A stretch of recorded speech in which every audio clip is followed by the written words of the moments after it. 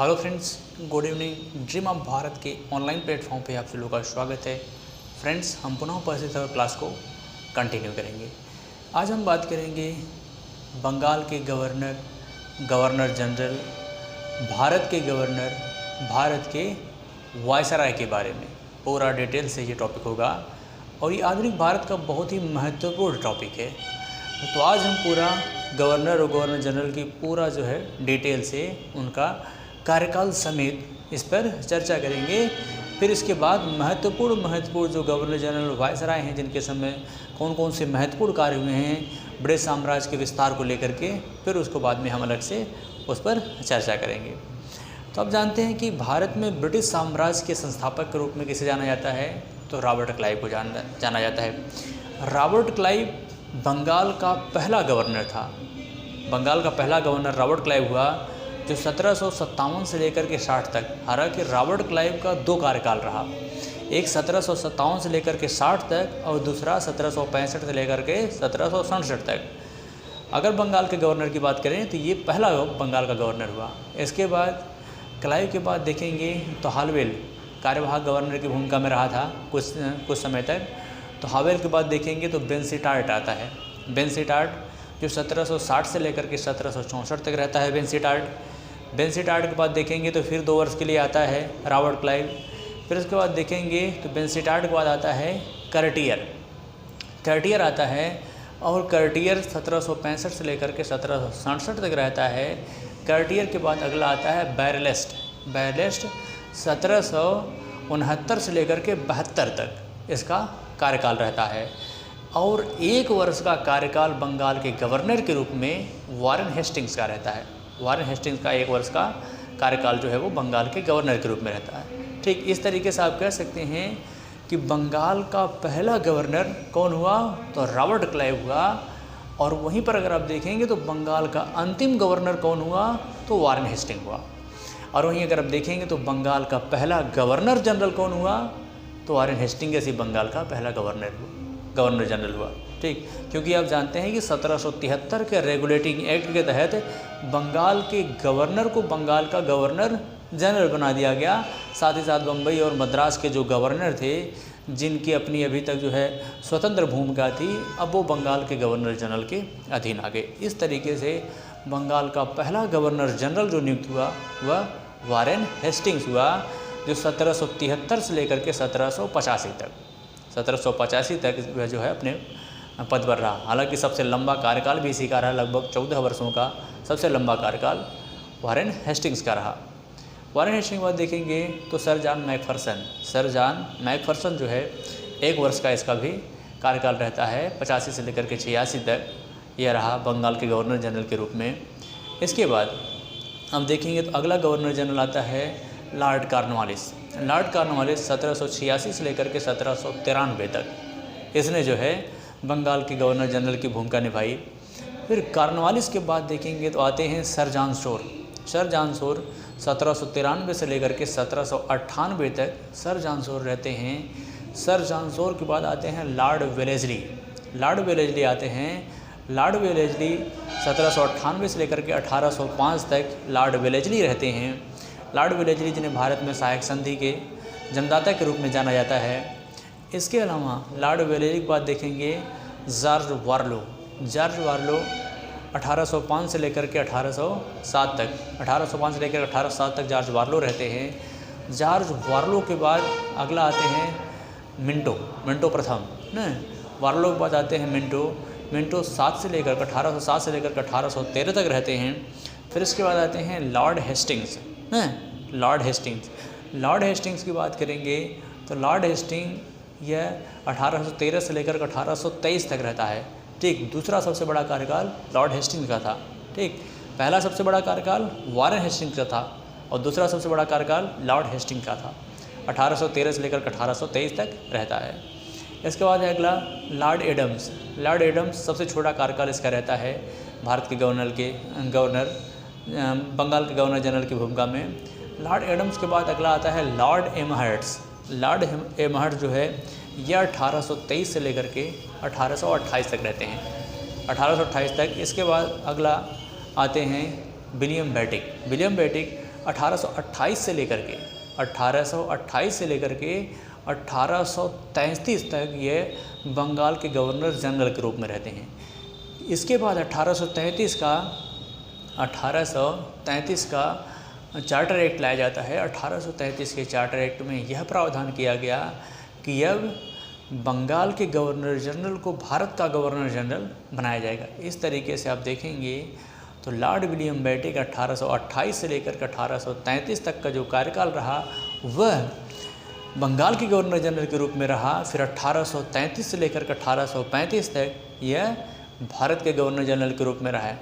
इस तरीके से आप कह सकते हैं कि लॉर्ड विलियम बेंटिक बंगाल के अंतिम गवर्नर जनरल और भारत के पहले गवर्नर जनरल हुए। इसके बाद विलियम बेंटिक के बाद देखेंगे चार्ल्स मेटकाफ। विलियम बेंटिक के बाद आते हैं चार्ल्स मेटकाफ। 1835 से लेकर के 36 तक रहते हैं चार्ल्स मेटकाफ के बाद देखेंगे तो आते हैं एलनबरो, लॉर्ड एलनबरो आते हैं 36 से लेकर के एलनबरो रहते हैं 42 तक। ठीक, एलनबरो 36 से लेकर के 42 तक रहते हैं। एलनबरो के बाद आते हैं लॉर्ड हार्डिंग। एलनबरो के बाद आते हैं Lord Hardinge, William Bentinck, Metcalfe, Auckland. इसके बाद आते हैं लॉर्ड ऑकलैंड ना। ऑकलैंड जो थे, लॉर्ड ऑकलैंड का टाइम पीरियड जो है वो 1836 से लेकर के 1842 तक रहता है। इसके बाद अब देखेंगे तो आते हैं लॉर्ड एलनबरो 42 से लेकर के इनका कार्यकाल रहता है 44 तक। इसके बाद एलनबरो के बाद देखेंगे तो आते हैं हार्डिंग प्रथम 1844 से लेकर 1848 तक का इनका कार्यकाल रहता है। हार्डिंग प्रथम के बाद अब देखेंगे तो फिर भारत में गवर्नर जनरल बनकर के आते हैं लॉर्ड डलहौजी, जिन्हें उनकी व्यक्तिगत सिद्धांत के लिए जाना जाता है, डॉक्ट्रिन ऑफ लैप्स, या डलहौजी की हड़प नीति के लिए जाना जाता है। यह जो है 1848 ईस्वी में भारत का गवर्नर जनरल बनकर आता है। 1848 से लेकर के 1856 तक डलहौजी भारत में रहता है। ठीक, डलहौजी के बाद देखेंगे तो अगला भारत का गवर्नर जनरल बनकर आता है लॉर्ड कैनिंग 1856 से लेकर के 1858 तक कैनिंग भारत के गवर्नर जनरल की भूमिका में रहता है। चूँकि 1857 की क्रांति होती है और 1857 की क्रांति के बाद आप देखेंगे तो 1858 में अधिनियम लाया जाता है और 1858 के अधिनियम में यह प्रावधान किया गया कि अब आप देखेंगे तो भारत के गवर्नर जनरल को भारत का वायसराय नियुक्त किया जाएगा। चूँकि 1757 के बाद ईस्ट इंडिया कंपनी का शासन समाप्त होकर के भारत पर ब्रिटिश क्राउन का शासन स्थापित हो जाता है। इस तरीके से आप देखेंगे तो कैनिंग जो रहते हैं वो 1862 तक रहते हैं, कैनिंग 1862 तक। इसके बाद कैनिंग के बाद देखेंगे तो एलिगन प्रथम, या 1862 से लेकर के 1863 तक रहते हैं। ठीक, कैनिंग के बाद देखें, एलिगन के बाद आप देखेंगे, एलिगन के बाद अब कैनिंग, एलिगन, लॉरेंस के बाद देखेंगे आप तो लॉरेंस का जो टाइम पीरियड है, लॉरेंस 1863 से लेकर के 1869 तक का जो टाइम पीरियड है वो लॉरेंस का टाइम पीरियड रहता है। लॉरेंस के बाद आप देखेंगे तो लॉर्ड मेयो का टाइम प्रारंभ होता है। लॉर्ड मेयो 1869 से लेकर के 1872 तक, लॉर्ड मेयो जिन्हें वित्तीय विकेंद्रीकरण का जनक का माना जाता है, वित्तीय विकेंद्रीकरण का जनक। ठीक, मेयो के बाद आप देखेंगे तो लॉर्ड मेयो के बाद आते हैं नॉर्थ ब्रुक का जो टाइम पीरियड रहता है वो 72 से लेकर के 76 तक, 1872 से लेकर के 1876 तक का जो टाइम पीरियड है वो नॉर्थ ब्रुक का है। और नॉर्थ ब्रुक के बाद आप देखेंगे तो आते हैं भारत में वायसराय बन कर के लॉर्ड लिटन जिसने जो है वर्नाक्यूलर प्रेस एक्ट लागू कर दिया था, लॉर्ड लिटन के बाद देखेंगे तो आता है लॉर्ड रिपन जिसे फ्लोरेंस नाइटिंगेल ने भारत के उद्धारक की उपमा दी थी। लॉर्ड रिपन 1880 से लेकर के 1884 ईस्वी तक रहता है।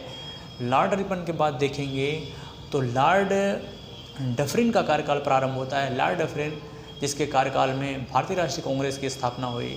डफरिन 1884 से लेकर के 1888 ईस्वी तक का जो कार्यकाल रहा वो लॉर्ड डफरिन का रहा। डफरिन के बाद आप देखेंगे तो आता है time period Canning, Elgin, Lawrence, Mayo, Northbrook, Lytton, Ripon, Dufferin, Lansdowne. इसके बाद आता है लैंसडाउन। लैंसडाउन का जो कार्यकाल रहता है वो 88 से लेकर के 94 तक रहता है। इसके बाद नेक्स्ट कार्यकाल प्रारंभ होता है लॉर्ड एलिगन द्वितीय का। लॉर्ड एलिगन द्वितीय 1894 से लेकर के 1899 तक रहता है। इसके बाद कार्यकाल प्रारंभ होता है भारत के वायसराय के रूप में लॉर्ड कर्जन का। लॉर्ड कर्जन जिसे बंगाल विभाजन के रूप में जाना जाता है, बंगाल विभाजक के रूप में किसको जाना जाता है, तो लॉर्ड कर्जन को याद किया जाता है। इसके अलावा आप देखेंगे एम.जी. रानाडे जो है इसकी तुलना औरंगजेब से करते हैं। इसकी तुलना जो लॉर्ड कर्जन की तुलना औरंगजेब से की जाती है। इसके बाद आप देखेंगे तो कर्जन के बाद आते हैं मिंटो द्वितीय। कर्जन के बाद टाइम पीरियड किसका प्रारंभ होता है, मिंटो द्वितीय का। और मिंटो द्वितीय जो है ये 1805 से लेकर के 1810 तक का इसका कार्यकाल रहता है। मिंटो के बाद हार्डिंग द्वितीय आता है। हार्डिंग द्वितीय 1816 से लेकर के 1816 तक का जो टाइम पीरियड है वह मिंटो द्वितीय का है। मिंटो द्वितीय के बाद आप देखेंगे तो आता है चेम्सफोर्ड का जो कार्यकाल रहता है वह 1916 से लेकर के 1921 तक का रहता है। इसके बाद देखेंगे तो लॉर्ड रीडिंग का टाइम पीरियड जो है वह 1921 से लेकर के 1926 तक है। लॉर्ड रीडिंग के बाद आप देखेंगे तो लॉर्ड इरविन का टाइम पीरियड आता है। और लॉर्ड इरविन 1926 से लेकर के 1931 तक उसका टाइम पीरियड रहता है। इसके बाद देखेंगे तो लॉर्ड इरविन के बाद लॉर्ड वेलिंगटन का टाइम पीरियड आता है। और लॉर्ड वेलिंगटन का टाइम पीरियड जो है वो 31 से लेकर के 36 तक 1931 से लेकर के 1936 तक रहता है। लॉर्ड वेलिंगटन के बाद देखेंगे तो लॉर्ड लिनलिथगो आता है। लॉर्ड लिनलिथगो जो थे 1936 से लेकर के 1943 तक रहते हैं। लॉर्ड लिनलिथगो के बाद आते हैं लॉर्ड वेवेल 1943 से लेकर के 1946 तक रहते हैं। इसके बाद आते हैं लॉर्ड माउंटबेटन 46 से लेकर के 48 तक रहते हैं। 1946 से लेकर के 1948 तक रहते हैं। इस तरीके से आप कह सकते हैं कि स्वतंत्र भारत के पहले गवर्नर जनरल कौन नियुक्त हुए, तो स्वतंत्र भारत के पहले गवर्नर जनरल लॉर्ड माउंटबेटन हुए। और स्वतंत्र भारत के अंतिम गवर्नर जनरल कौन हुए, तो स्वतंत्र भारत के अंतिम गवर्नर जनरल जो हुए वह C.R. राजगोपालाचारी या चक्रवर्ती राज गोपालाचारी हुए। ठीक है फ्रेंड्स, तो याद करने के लिए ये सबसे बेहतरीन तरीका है रिवीजन करने के लिए। अब ये टॉपिक समाप्त होता है, फिर इसे इजाज़त दीजिए, फिर मिलेंगे एक बेहतर टॉपिक के साथ। तब तक के लिए जय हिंद, जय भारत।